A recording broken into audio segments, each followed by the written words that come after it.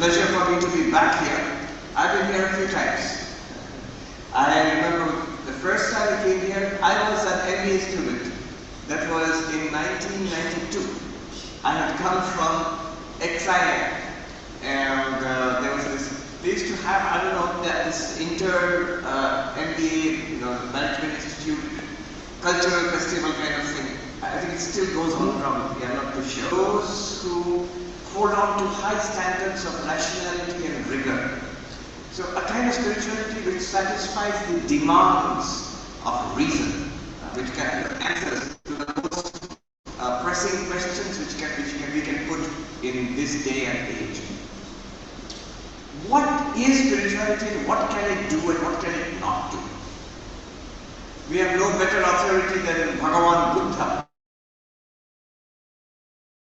So there is a very interesting story. Bhagavan Buddha was asked, and this comes from the original Pali sources, not from WhatsApp University. So it seems a Buddhist bhikshu asks Bhagavan Buddha, I have a question. What is your question? You taught us that life is suffering, and suffering is old age is suffering, disease is suffering, death is suffering. And this goes back to Prince Siddhartha, who saw the different sides. So what is your question? And you taught us that there is a freedom from suffering. And we are following your teachings, we are trying to go beyond suffering. So alright, what is your question? The question is, but we are getting old. We are following your teachings, but we are all getting old. We also fall ill sometimes.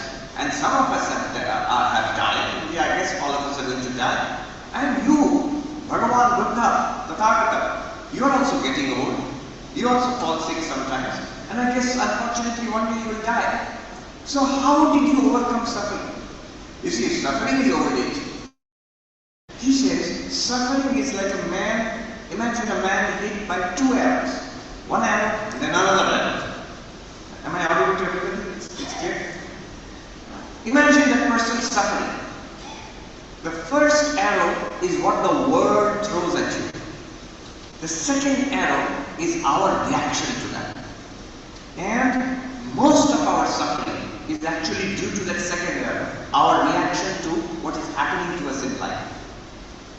What I am teaching you will take care of that second arrow. It will remove the suffering of that second arrow. What happens in the world, how life goes on, first arrow, that I cannot do anything about. So this is at the heart of spirituality. See, it is our reaction to life that really causes suffering. I often say those who are doctors, they know this very well. They deal with hundreds, thousands of people, patients throughout their career.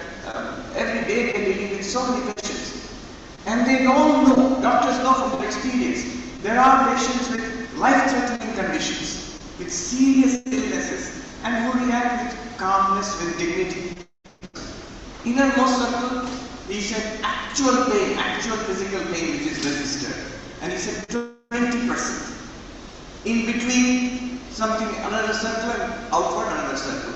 So he said the actual pain which is registered, that is about 20% of the total suffering. More of the suffering is caused by our anxiety. The pain is coming, discomfort is coming, I become tense, I worry about it. And the larger circle is all the social issues and professional issues, career issues, which come up, if we have chronic pain. So he says 80% of our suffering is not due to the actual physical pain.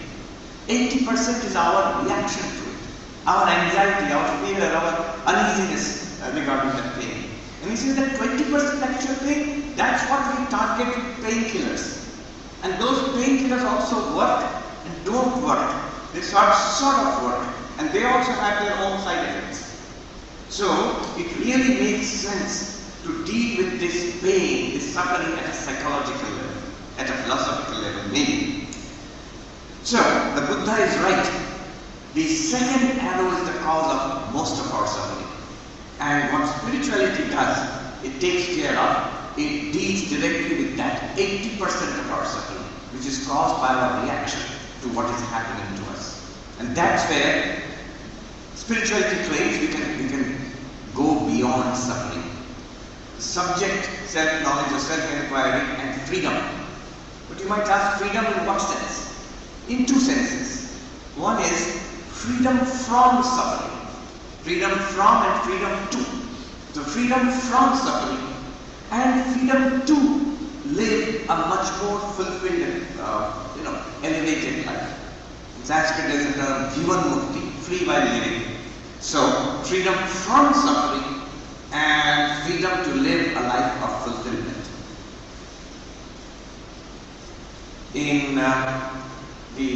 There is a very interesting incident. Sri Ramakrishna, he was passing away from terminal cancer, throat cancer. He was dying from that. This is 1886. And one of his disciples, a young man, Hari, he comes and asks him, "Sir, how are you today?" And Sri Ramakrishna says, "It hurts. I can't eat." And then that young man, I don't know what he saw, but he says, "But sir, I see that you are in great bliss. How you can say that to a cancer patient? But Sri Ramakrishna's reply is even more surprising. He says, in Bengali I will translate, he says, "The rascal has found me out." Which means, how paradoxical it is. He's not denying that the pain is there. He's not denying that the tumor is there. It's not escapism. What is exactly the case in the world will continue to be. Life will continue exactly like that. As Buddha said, the first error. But at the same time, Sri Ramakrishna confirms, he's in bliss. Mahanandya says, "I am in bliss." In the Bhagavad Gita also you find, Sri Krishna says, what does spirituality do? He says, "Yasmin stito dukkena guruna apina vicharayate," centered in which even the heaviest of sorrows cannot shake us. Now immediately you see two things. One is, heaviest of sorrows cannot shake us. That means if you are spiritual, it does not mean that sorrows will stop. It does not mean that the arrows from the world will stop coming. As long as you are embodied, the body is there, the world, things will happen. Old age, disease, even death will come. So, the sorrows will keep coming. He says, heaviest of sorrows. On the other hand, he makes the claim, the proposal, that if you are centered in which? In the spiritual life, in the spiritual reality which we will talk about, if we are centered in that, the heaviest of sorrows cannot shake us. We can claim like Sri Ramakrishna that Mahanandya, I am in great bliss. The same Hari, later on, he wants to ask a little more. How is it possible that you are suffering and yet you are in great bliss? So he asks a more probing question to Sri Ramakrishna. Remember, throat cancer. So he asks, Apnar eshab anubhav hoy? Do you experience, do you actually feel the pain? Because what is going on in your throat, do you actually feel it or not? Because who knows, if a spiritual man maybe does not feel it, spiritual anesthesia, that's something. And Sri Ramakrishna's answer was, what kind of a question is that? What kind of talk is that in Bengali? What kind of talk is that? And then he says, Shorir ki sadhu hai, mon hi sadhu hai. Does the body ever become spiritual? It's the mind which becomes spiritual. See, he's precisely locating what spirituality does. You see the congruence with 2500 years ago what Bhagavan Buddha said, the two arrows. And Sri Ramakrishna's answer, that it matches. It's not that the body, the world will be suddenly transformed because you are spiritual, but your mind will be transformed. So this making the mind spiritual, mon ke sadhu kara, this is the central objective of spiritual life. Look around you, this Management Center for Human Values, there's Swami Vivekananda, Mahatma Gandhi, Rishi Aurobindo, and Rabindranath Tagore. Little aside, I can't resist, humorous aside. I remember in our Belur Vidyamandir College, professor of literature, Bengali literature, from Bangladesh. And he said, stop calling him Rabindranath Tagore, stop calling him Rabindranath Tagore, Ravi Thakur, and say Rabindranath Thakur. Otherwise, he said, otherwise, he's never going start calling Ramakrishna Tagore, Ramakrishna Thakur. So, and as a segue to that, what is happening now in the age of, this was long ago, but it's in the age of Google and YouTube, I see sometimes in the talks given by me and other Ramakrishnamission monks, many people write out of effusion of emotion in Bengali, Joy Thakur, and Google immediately translates victory to Tagore. Yeah, you will see, you can check, I have checked. So victory to Tagore. All of them, they have this basis in spiritual life. Swamiji, Mahatma Gandhi, Rishi Aurobindo, and Rabindranath Tagore Thakur. And this institute was founded on that basis, that what can we take from the ethos represented by these great luminaries of modern India and actualize it in our lives, but our personal lives, professional lives, community lives, institutional lives. How can we infuse? That was the idea. Shitakshu Babu had, S.K. Chakraborty, he had that same idea also. How can we infuse it into our management education? By the way, one of your very noted alumni, Vinayak Lohani, is also a very good friend of mine. So, very distinguished person and tremendous achievement. I've been following what almost the very beginning, more than 20 years ago. So, spiritualization, monke sadhukara. Now, there are different ways of doing this spiritualization. There are different well-known avenues of spirituality. One of the most well-known, okay, let me tell you, back up a little and let me tell you what I'm doing here.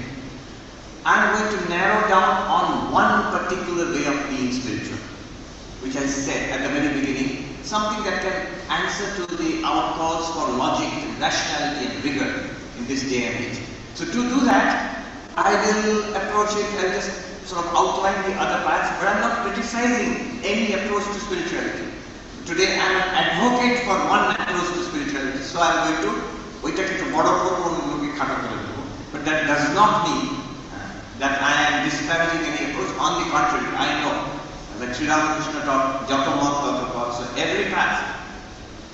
So one of the approaches, very well-known approaches to spirituality is devotional approach. So if you go to church, temple, mosque, the theistic religions of the world, Christianity, Islam, Judaism, Zoroastrianism, or many forms of Hinduism, Shaivism, Shaktism. Sri Ramakrishna also was a bhakta, so a devotee. What is that approach? That there is a supreme power. There is God, Ishwar, Allah, in some form. And our approach is based on faith. In fact, in America, religion is called faith. Religion and faith are seen as interchangeable.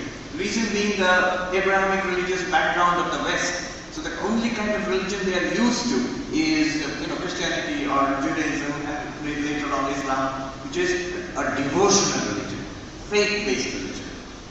And that's perfectly alright, but that's one form of religion. But the problem with that is that one may disbelieve, one may not believe in God. One may say, I am an agnostic or an outright atheist. Or one may believe differently. I believe in God, but not in the way you believe. I believe in my religion, my way of understanding of God. So this is the problem with the devotional faith-based approach, because faith can be challenged.